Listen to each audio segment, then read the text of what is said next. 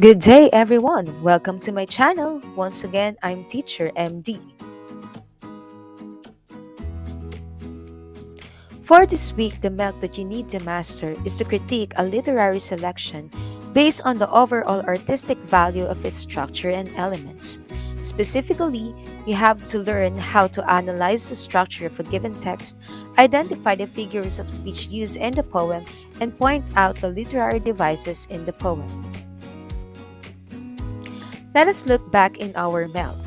Our goal now is to learn how to critique a literary selection. When we say literary selection or literary work, it includes books, anthologies, journal, and news articles, novels, song lyrics, and poetry. Now, how are we going to do it? Among the several approaches, our focus now is the formalism or formalist approach.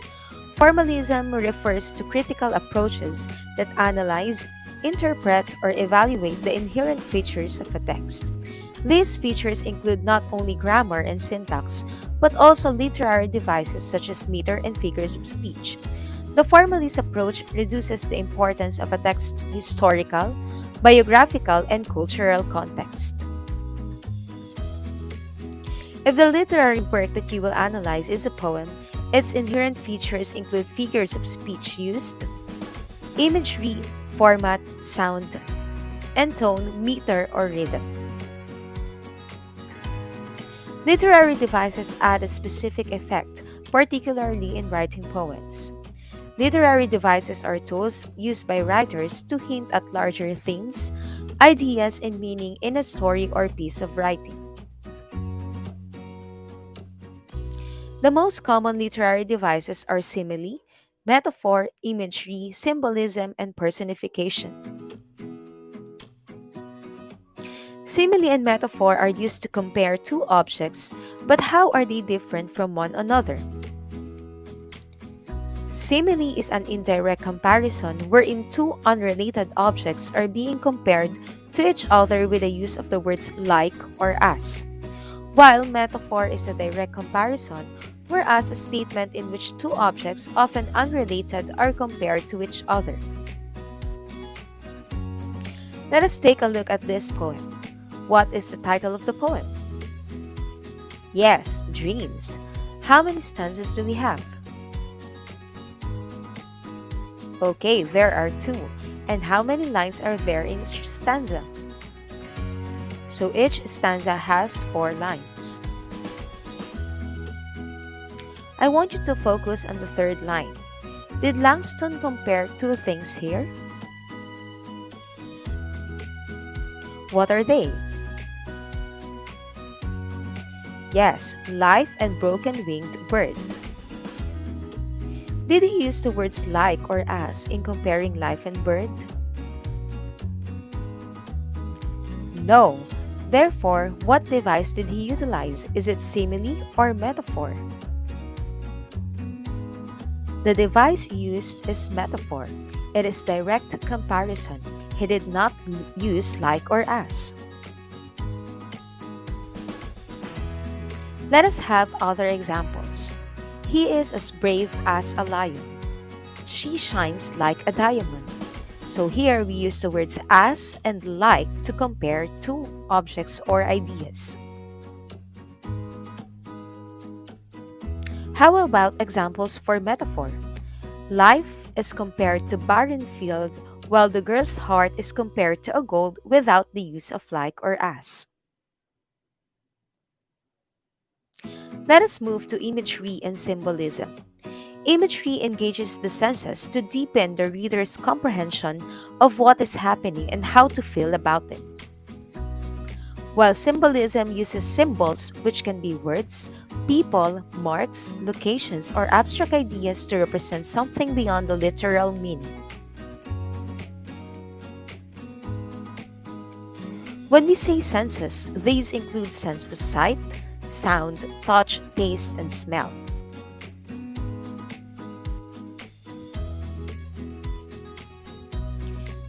Now, look at the 8th line.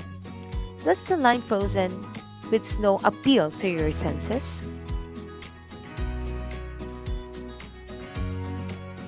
It can appeal to our sense of sight because of the image of frozen snow that we can imagine, but at the same time, it can appeal to our sense of touch since we may imagine the feeling of being in a field with frozen snow.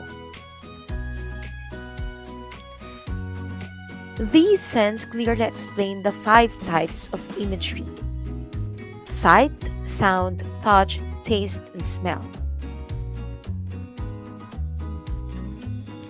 The examples of sight imagery include long branches, rocks are white and green, while the sound imagery are whistling wind, hushed, and soft steps. Moving on, touch imagery appeal to our sense of touch or feeling, like tree felt smooth and prickly. Next, the taste imagery, like bitter and sour bile. And finally, the smell imagery, for example, sweet aroma and smell of a salty ocean air. On the other hand, the following are examples of symbolism.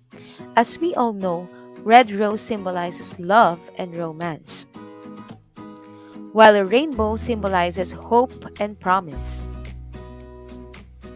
Another one is dove. Dove symbolizes peace, freedom, or love. How about this one? Yes, wedding rings symbolize commitment and matrimony. And finally, four-leaf clover. This symbolizes good luck or fortune. The last for literary devices is personification. Personification is giving human attributes to non-human objects. The examples are the flame of candle danced in the dark. Number 2, the flowers begged for water. Number 3, the trees bowed to the ground. Number 4, the sun played hide and seek with the clouds. And number 5, the camera loved her. Literally, flames, flowers, and trees do not dance, beg, and bow. Similarly with the sun that cannot play and the camera that cannot love, because they do not have feelings or emotions. Aside from the literary device, we have what we call as the sound devices. Sound devices are special tools that the poet can use to create certain effects in the poem to convey and reinforce meaning through sound. For the sound devices, we will just tackle rhyme, repetition, assonance, alliteration, and onomatopoeia. Rhyme is the matching vowel sounds at the end of words or lines. Examine the last word in every line. Do they rhyme? Yes, only die and fly and go and snow have the same sound. So, to get the rhyming pattern, we will use letter A for dreams.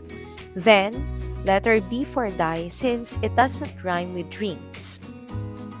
And C for the word since it doesn't rhyme with dreams and die.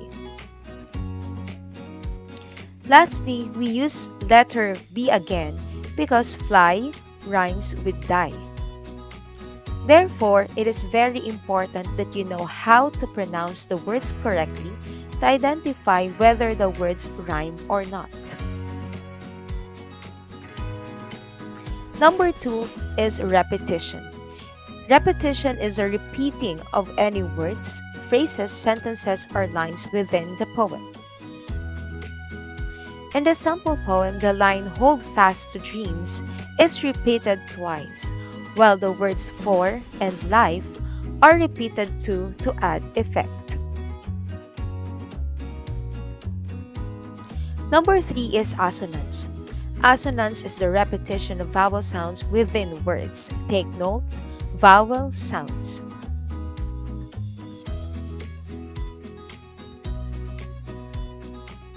Look at the example. I like to decline an offer of wine to define my style. The vowel sound is repeated for several times. Our focus here is the sound that is produced and not just the letter like the word style. It still produced the sound I, though it is not spelled with letter I. Number 4, alliteration. Alliteration is the repetition of the consonant sounds at the beginning of words. The examples are fast, for, fly, fast, for, and frozen. Another example is the shepherd shook his head in negation. The sound of sh is repeated in the line. Finally, we have the onomatopoeia. It uses words which imitate the natural sounds of things. Look at the examples: plops, splish splash, whoosh, bubbling bubbles.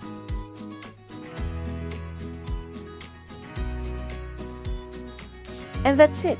I hope everything is clear with you now. Remember that in Formalist Approach, your focus will be the feature of the text, particularly its literary and sound devices. You do not need to dig in deeper with the values found in the text, nor the background of the writer. Just focus on its form.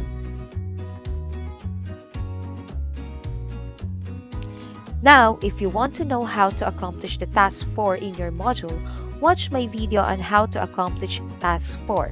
Till next time, thanks for watching.